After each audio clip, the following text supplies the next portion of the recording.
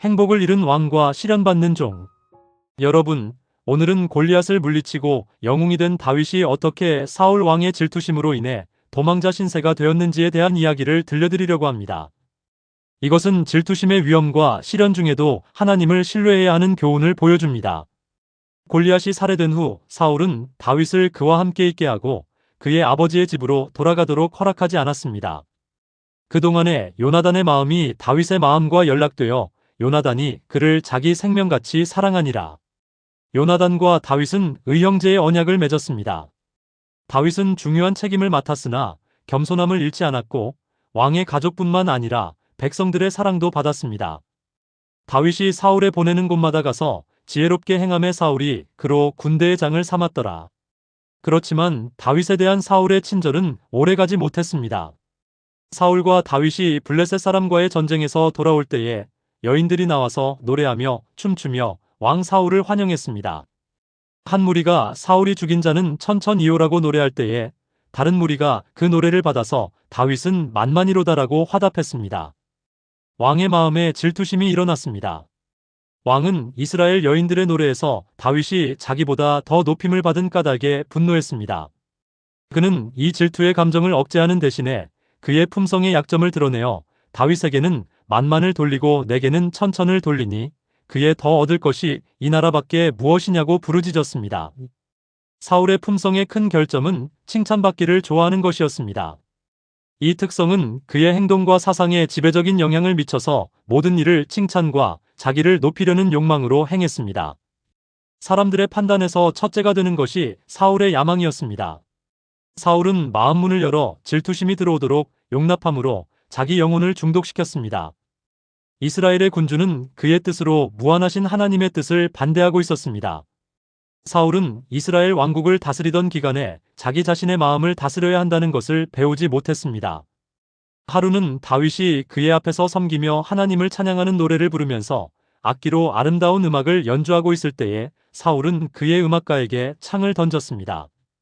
다윗은 하나님의 개입하심으로 보호함을 받아 상처를 입지 아니하고 미친 왕의 분노에서 피했습니다. 사울은 다윗에 대한 질투심이 증가함에 따라 더욱더 다윗의 생명을 취할 기회를 찾기 위해 혈안이 되어 있었습니다. 그러나 여호와의 기름 부음을 받은 자를 해하려는 사울의 계획은 하나도 성공하지 못했습니다. 사울을 비참하게 만들고 그의 왕좌 아래 있는 겸손한 신하를 위험에 처하게 한 것은 바로 질투심이었습니다. 이 품성의 악한 특성은 이 세상에 얼마나 말할 수 없이 많은 재해를 가져왔는가.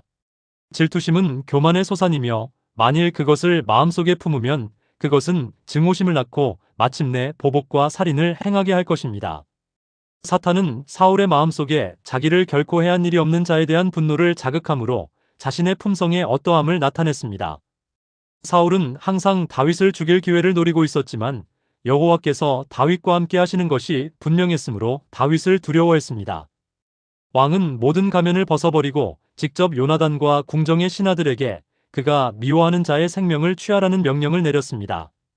요나단은 왕의 의도를 다윗에게 알리고 그가 그의 아버지에게 이스라엘의 구원자의 생명을 아끼도록 간청할 동안 숨어 있으라고 명했습니다. 왕의 양심은 찔림을 받고 그의 마음은 부드러워졌습니다. 사울이 맹세하되 여호와께서 사시거니와 그가 죽임을 당하지 아니하리라고 했습니다. 다시 이스라엘 사람과 블레셋 사람 사이에 전쟁이 선포되었고 다윗은 군사를 이끌고 원수를 대적했습니다. 히브리 군사들은 대승리를 거두었고 그 영토의 백성들은 다윗의 지혜와 영웅적 행위를 찬양했습니다. 이 일은 사울이 다윗에게 전부터 가지고 있던 증오심을 다시금 불러일으켰습니다. 다윗이 왕 앞에서 수금을 타고 있는 동안 사울은 질투심에 사로잡혀 음악가를 벽에 박으려는 생각으로 다윗에게 단창을 집어 던졌습니다. 다윗은 피하여 자기 집으로 도망했습니다. 미갈은 그의 아버지의 의도를 다윗에게 전달했습니다. 그리고 그는 다윗에게 그의 생명을 위하여 도망하라고 강권한 후 그를 창문으로 달아내려 도망할 수 있게 했습니다. 다윗은 라마에 있는 사무엘에게로 피했고 왕의 불쾌히 여김을 두려워하지 않는 선지자는 도피자를 환영했습니다. 다윗과 사무엘의 교통은 왕의 질투심을 일으켰습니다. 왕은 다윗이 있는 곳을 알았을 때에 관원들을 보내어 그를 기브아로 데려오게 했습니다. 사자들은 다윗의 생명을 취하려는 의도를 가지고 출발했으나 사울보다 더 크신 하나님이 그들을 제어하셨습니다. 다윗은 몹시 상심하여 그의 친구 요나단을 다시 한번 보기를 갈망했습니다. 두 사람은 서로 목을 안고 슬피 울었습니다. 왕의 악하고 어두운 감정의 그늘이 이 젊은이들의 생애에 던져졌고 그들의 슬픔은 너무나 격렬하여 말로 표현할 수 없었습니다. 다윗은 유다 산중에서 사울의 추격으로부터 피난처를 찾았습니다. 그는 아둘람 굴에 피신해 있었습니다. 환난당한 모든 자와 빚진 자와 마음이 원통한 자가 다 다윗에게 갔고 그와 함께 한 자가 400명가량이었더라. 여러분, 이 이야기는 우리에게 무엇을 가르쳐 줄까요? 질투심은 영혼을 중독시키고 교만의 소산이며 마침내 증오와 살인으로 이어집니다. 진정한 행복은 사람들의 칭찬을 구하는 데 있지 않고 먼저 하나님의 칭찬을 받으려고 노력하는 데 있습니다. 다윗처럼 억울한 박해를 받을 때에도 하나님을 신뢰하고 질투심과 증오심을 마음에 품지 않으며 겸손함을 잃지 않는 삶을 살아가시기 바랍니다.